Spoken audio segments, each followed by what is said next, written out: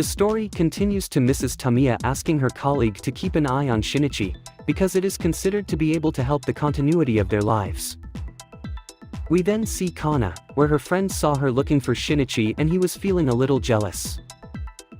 So he looks for Shinichi and invites him to an empty field, where he wants to hit Shinichi, but all his punches miss.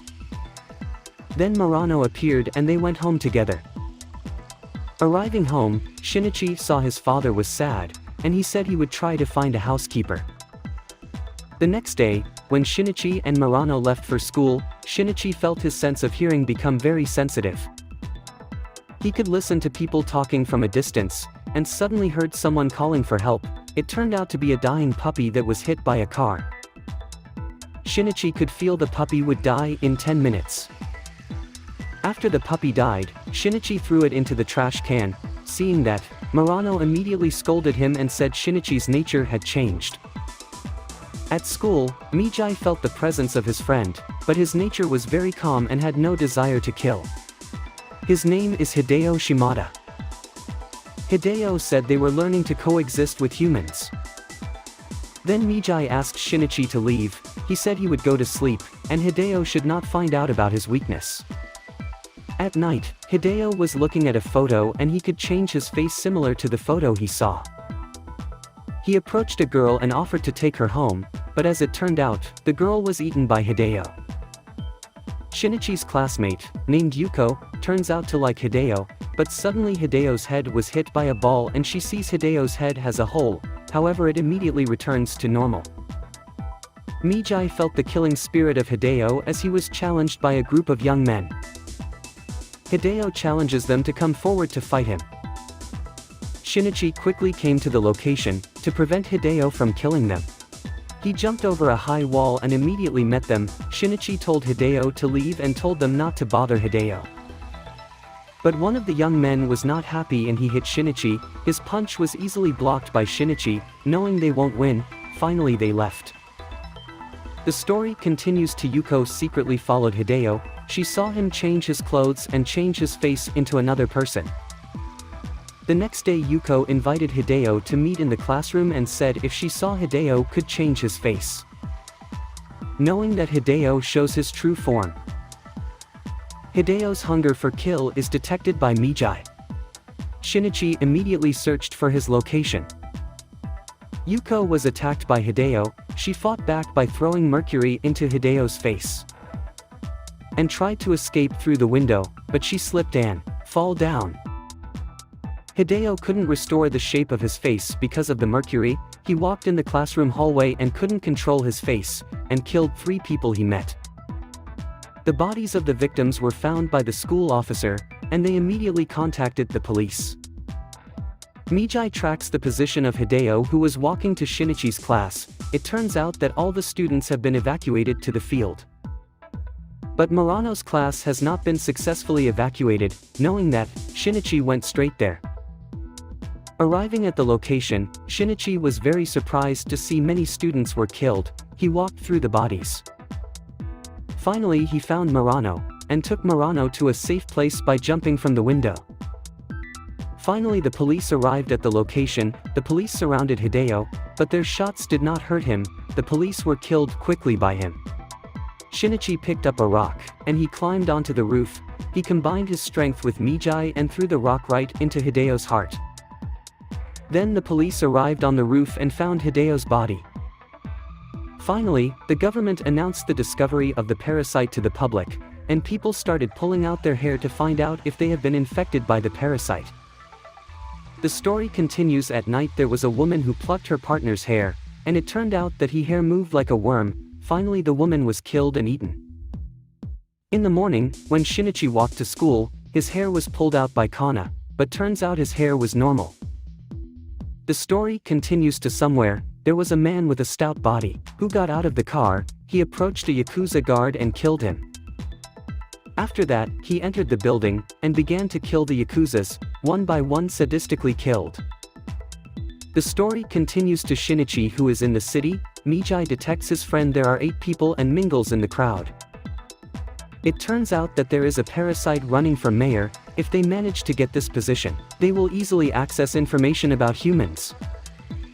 Back to Shinichi, he met with Kana, and she said if she could feel Shinichi's presence. This made Shinichi worried because Kana seems to be able to sense all parasites' presence. Then Shinichi took Kana to an empty building and told Kana if his right hand is a parasite. Hear that, Kana didn't believe it and told Shinichi to prove it, but at that time Mijai was sleeping and Shinichi couldn't change his hand. Finally, the parasite who ran for office was elected mayor. When Shinichi and Maruko returned home from school, Mijai felt Kana's frequency is getting stronger. Knowing that, Shinichi was worried, because other parasites could detect her presence. In next day, Shinichi has an appointment to meet Kana at the station, but Mijai detects the presence of parasites, so Shinichi calling Kana to meet elsewhere. Kana left her phone on the table. She wanted to prove to Shinichi if she had the ability to detect Shinichi's presence. But apparently what she found was a parasite that was eating people, and immediately attacked her. Shinichi managed to find Kana, however the parasite weapon had penetrated Kana's body so she fell to the ground. Seeing that, Shinichi immediately attacked the parasite and managed to pull out his heart. Kana's condition was dying and eventually she died in Shinichi's arms.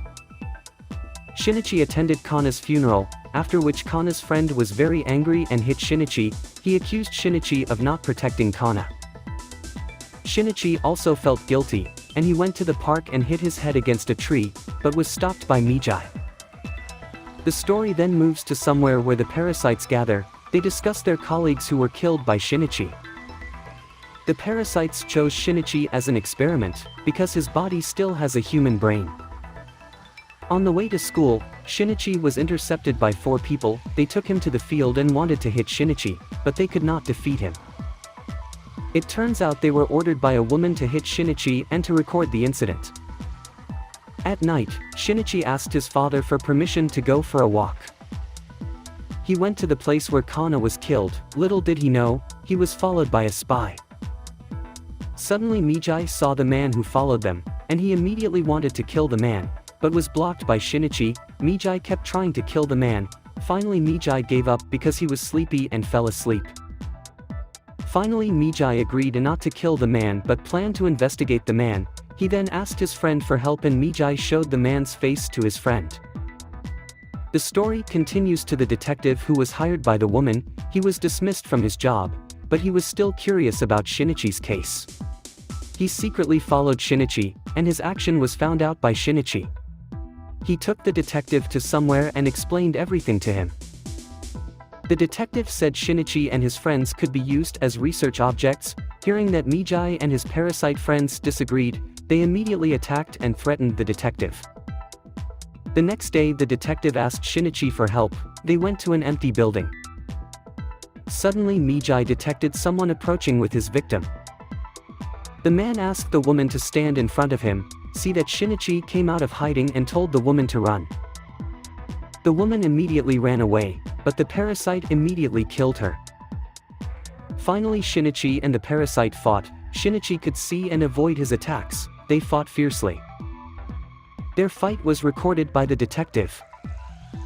Finally the parasite was injured by Mijai's knife slash. His body and head were chopped into several parts by Mijai. The detective got scared and immediately stopped his investigation, because if he continued to investigate, he worries the safety of his son and wife could be threatened. And then somewhere, we see the parasites gathered. They said Shinichi had jeopardized their position and so they planned to kill him. The story continues where we see a skull figure that resembles a monster. He holds a picture and asks Shinichi to see it. Suddenly Shinichi was shocked and woke up. It turned out to be a dream. At school, when Shinichi wants to go to class, Mijai says there are parasites approaching. Mijai detected there are 3 of them and had the intention to kill Shinichi. Shinichi was looking for a quiet place to fight with them, but before leaving school, he met Murano, and Murano became worried about Shinichi's behavior. Mijai told Shinichi to fight them one by one. However, at that moment Mijai was feeling sleepy and so he fell asleep. Shinichi dodged to a quiet place, but he was followed by a parasite who detected his right hand wave beam was weak.